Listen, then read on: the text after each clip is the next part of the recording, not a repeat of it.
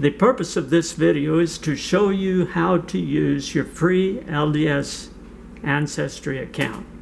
Why would you use Ancestry.com? Well, Family Search is one huge tree to which we all belong, and everyone can make additions to or modifications.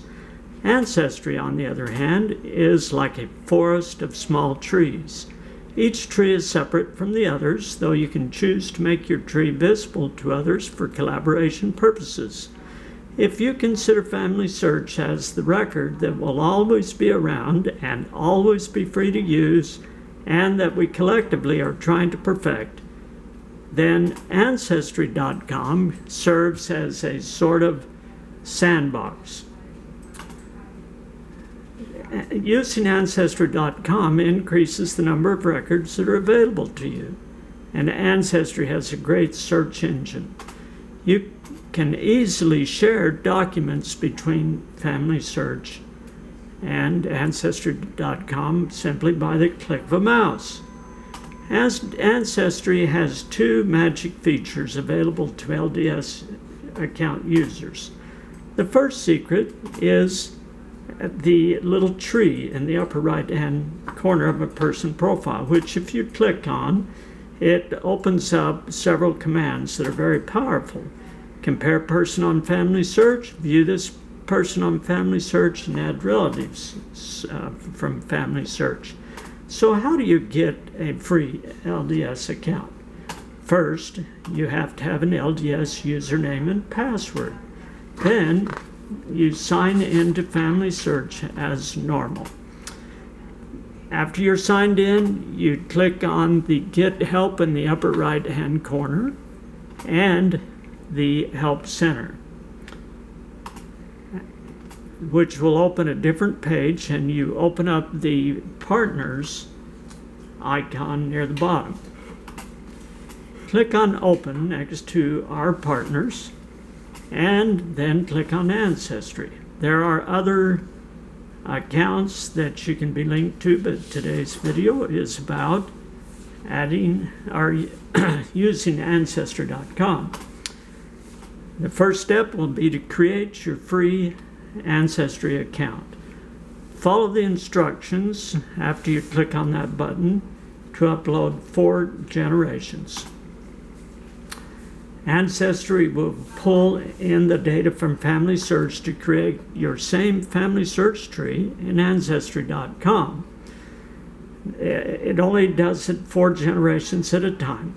So select one of your end-of-line ancestors. I chose Samantha Lake, and use the Add Relatives command to bring in another 4 generations. I'm going to go over that in detail later. In this example, I chose Samantha Lake and pulled in another 4 generations and decided to pick Ebenezer Loomis as my direct line ancestor. Now let me explain an important concept. Who are my cousins? If I start with myself and go up 8 to 10 generations to a person born before 1800, in my case I chose Ebenezer Loomis as my direct line ancestor, then anyone that descends directly from Ebenezer and his wife are my cousins, and that could amount to a lot of people. Church policy says that you may submit names for descendants of your ancestors born more than 110 years ago. That amounts to about 300,000 people.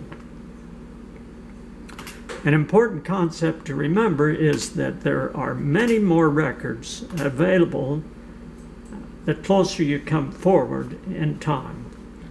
Therefore, you would find more success by finding your cousins that were born after 1880, but before 1905. So let's see how we would do that. I started with Samantha Lake, and was brought in the 4 generations and chose Ebenezer Loomis. So if I click on Ebenezer Loomis, I will get a box that opens up in which I'm going to check profile to get to his profile page. And when his profile page opens, I click on the little tree symbol to open the box that says view this person in Family Search, which when I do, the computer browser will open another window in Family Search with Ebenezer Loomis in the person page. Click on View Tree and make sure you are in Descendancy View.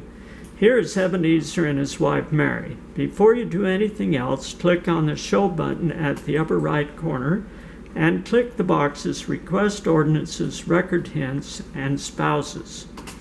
Note that the little arrow next to a person's name indicates that the line can be expanded to show spouses and/or children. So let's expand Ebenezer and Mary. They had a lot of children. Now you can immediately see some duplicates that need to be dealt with, but you will take care of those later as you come back up the tree. But since we want to get to a time period after 1880 as quickly as possible, choose to expand the youngest child, Lydia Huntington Loomis. We click on her and we see her and her spouse, Dr. Moses Boswell. And they had several children who are opportunities, what we call opportunities. That is, children without spouses in the system. And how do you know that? Because they have straight lines, no arrows that can be expanded. Mary is an opportunity, Ebenezer, James, and Boswell. But we are going to ignore these opportunities for now. We'll come back to them later, but I want to go ahead and expand David Lyman Boswell in order to get us further forward in time. And we have David and his wife Matilda. And I'm going to skip Chester and Margaret, though they're opportunities for the very same reason. I want to be closer in time. So I'm going to go to Stuart David Boswell. There's Stuart and his wife Kate and a whole bunch of children. In this case, we have finally reached the generation I'm looking for. Lawrence Lyndon Boswell is born in the perfect time period, but isn't really an opportunity because he can be expanded, meaning he has a spouse and possible children in the system. But there are no green temple icons, so there is no need to spend time on his family. So I move up to Lottie Lynn Boswell. She is not an opportunity because she was born, even though she was born in the right time period, but she died at 1 year old. So I skip her and go up the line to Matilda Bell Boswell. She is our first real opportunity because she was born in the right time period and cannot be expanded and possibly lived long enough to get married and have children, but they are not shown in the system. So she becomes my start cousin. So we're going to go back over that step. The steps that you're going to take is start with your direct line ancestor and go down into time, importing one couple at a time, and to go to Lydia and Moses, then their son David, and then David and his wife Matilda, then Stuart and his wife Kate, down to our start cousin Matilda Bell. Now research in Ancestry to find Matilda's husband and children, then move up the tree doing research for the other opportunities. I want to review the whole process in a nutshell. First of all, you upload 8 generations from Family Search into Ancestry.com.